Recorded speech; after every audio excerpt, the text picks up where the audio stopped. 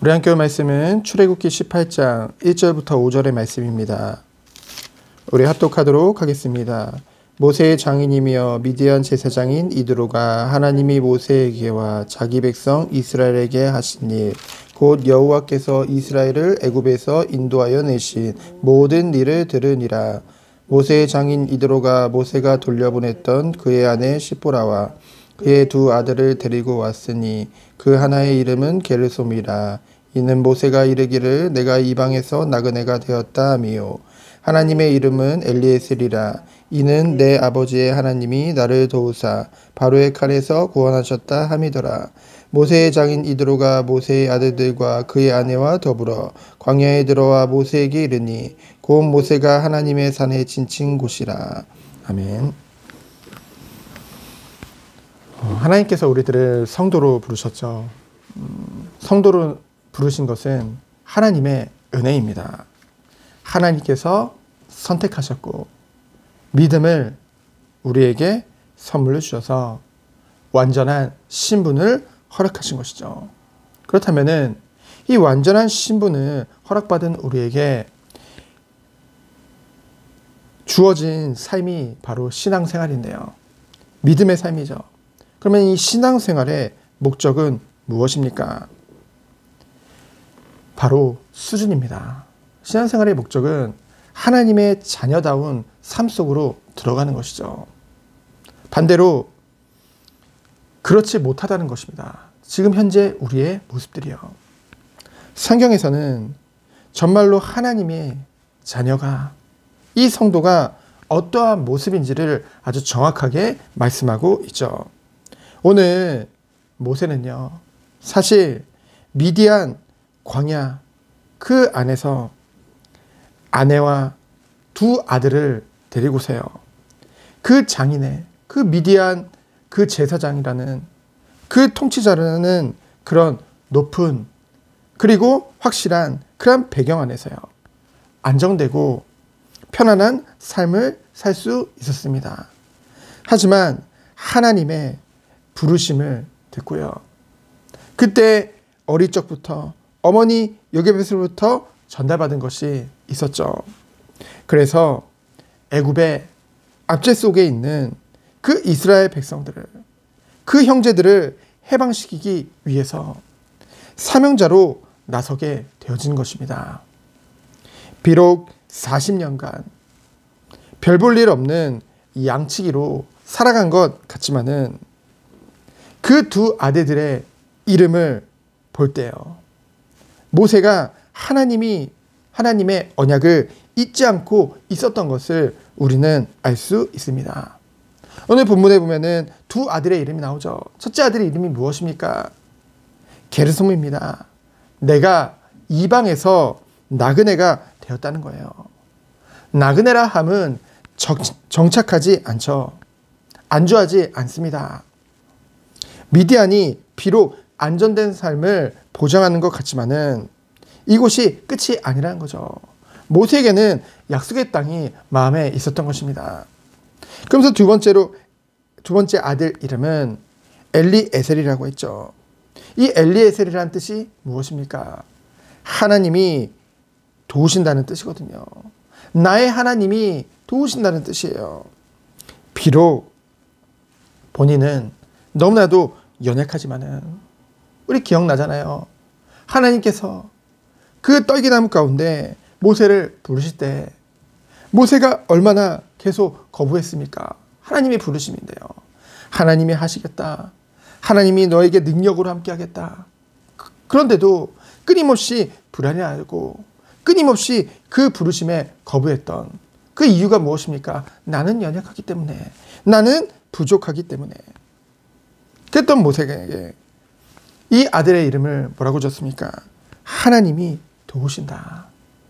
하나님이 반드시 나를 도우시어 이스라엘 백성들을 구원하실 것을 믿었던 것이죠.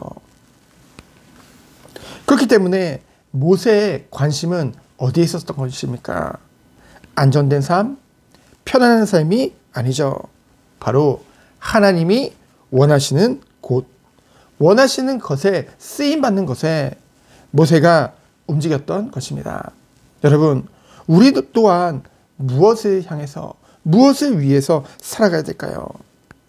우리는 오늘도 정말로 무엇을 바라보고 있는가? 무엇에 실망하고 있는가? 무엇에 주저하고 있는가? 그것을 점검해보는 하루 되어지기를 예수 그리스도 이름으로 축원드립니다. 하나님께서 우리들을 모세와 같이, 이스라엘 백성과 같이 우리를 구별하신 것이죠. 그래서 우리들을 성도라 합니다. 성도는요, 구별되어진 거예요. 하나님의 은혜로 죄에서 완전히 해방받은 것이죠. 그러나 여전히 우리들은 죄성을 가지고 삶을 살아가고 있습니다. 육신의 연약함 때문에 끊임없이 솟는다는 것이죠. 근데 하나님이 우리를 통해서 원하시는 것은 무엇입니까? 우리의 삶 자체가 메시지예요. 우리의 삶을 통해서 하나님의 살아계심을 나타내기 원하신다는 것이죠. 우리를 통해서 하나님의 영광을 나타내는 도구로 사용하고자 하십니다. 그것이 우리의 정체성이에요. 세상 사람들은 교회를 욕합니다. 근데 사실은 그 교회라는 것에 대해서 오해하고 있는 것이죠. 성도 한 사람 한 사람이 교회입니다. 그렇기 때문에 성도 한 사람 한 사람이 그 거하는 그 곳이 바로 교회의 축복이 임한다는 것이죠. 그래서 결국은 성도 한 사람을 통해서 그 한 현장이 살아나는 것은 어찌 보면 당연한 것이죠. 근데 그렇지 못한 이유가 무엇이겠습니까? 하나님은 빛과 소금으로 주의 자녀를 부르셨거든요. 어두운 가운데 있는 이 세상에 빛을 비추는 자로, 아무 소망이 없이 살아가는 그들에게 소망의 빛을 전달하는 자로 하나님이 부르신 줄 믿습니다. 그러면서 뭡니까? 이 세상은 전적인 부패 가운데, 전적 타락 가운데, 전적 무능 가운데 한 사람 한 사람이 있고요. 그것으로 구성된 이 세상은 전적으로 부패할 수밖에 없다는 것이죠. 그것에 소금으로 부르신 것입니다. 그것이 성도의 정체성이에요. 그렇다고 한다면은 우리들은 정말로 무엇을 바라보고 나가야 되겠습니까? 이 세상에 썩어져 없어질 것을 바라보는 것이 아니라 영원한 것을 바라봐야겠죠. 또한 영원한 곳을 바라봐야 될 줄 믿습니다. 바로 천국이에요. 그리고 하늘 상급이죠. 그래서 세상에 미련을 두고 살아가는 것이 아니라 하나님께 소망을 두고 하나님이 원하시는 것에 쓰임받는 것, 그것이 성도가 나아갈 방향이요 누리 축복인 줄 믿습니다. 그런데요, 우리는 너무나도 연약하다는 것이죠. 그래서 하나님이 준비하신 것이 바로 광야의 시간표입니다. 그 이스라엘 백성을 출애굽시키고 40년 광야의 생활을 통해서 오직 하나님을 바라보도록, 오직 하나님만을 의지하도록, 오직 하나님의 도우심만 구하도록 인도하셨다는 것이죠. 비록 그 과정이 힘들고 때로는 괴롭고 때로는 그 다시 과거로 돌아가고 싶은 그런 마음이 들 만큼 견디기 힘든 장소야 할지라도 하나님은 불기둥 구름기둥으로 항상 함께 하셨고요. 그 40년간 변치 않고 만나를 내리셔서 그들을 먹이셨죠. 그리고 옷이 정말로 해지지 않고 하나님의 지키신 가운데 약속의 땅 가나안 땅으로 인도하시는 것을 우리는 보게 되어집니다. 중요한 것은 성소, 정말로 성막 중심의 삶으로 인도하셨다는 것이죠. 우리가 오늘도 온전히 주님만을 바라보기 원합니다. 우리의 신앙생활의 목적이 정말로 안주하고 편안한 삶만을 바라보는 것이 아니라 정말로 하나님이 원하시는 그 마땅히 누려야 될 자녀의 축복 속으로 들어가는 우리 모든 성도님들 되어지기를 예수 그리스도 이름으로 축원드립니다. 시간기도합니다. 하나님 감사합니다. 자녀로서 마땅히 누릴 것이 무엇인지 알고 하나님이 원하시는 참된 수준 가운데로 들어가는 우리 모든 성도님들 되도록 주께서 축복하여 주옵소서.